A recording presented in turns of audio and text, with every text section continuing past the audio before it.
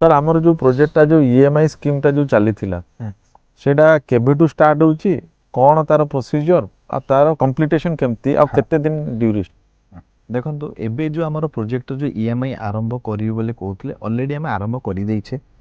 एवं एथिरे क्लाइंट बंधु माने आरंभ माने तांकर बुकिंग आरंभ हो गलानी बा तांकर एडवांस अमाउंट दबा आरंभ हो गलानी एबे पोजीशन काम भी बहुत जल्दी हम आरंभ कर दोछे। मेन जिनसटा कौन होची आमे ए जो जगह को दौचे यार फिक्स प्राइस अच्छी एथिरे किसी नेगोशिएट नहीं किसी गोटे 1 रुपीज इंटरेस्ट भी नहीं। ये प्रोजेक्ट ये प्लॉट जदि नौ जड़े मिनिमम 1200 स्क्वायर फुट गोटे प्लॉट सेटा होची फिक्स एरिया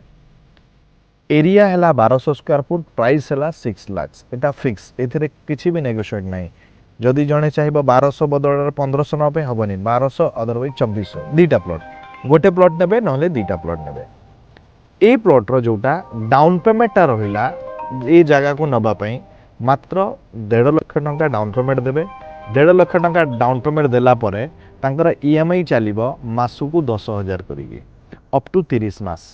लास्ट गोटे अमाउंट रहिबो 1.5 लाख जोटा कि इजीली जड़े करें नहीं कि जगह को रेस्ट्री करें।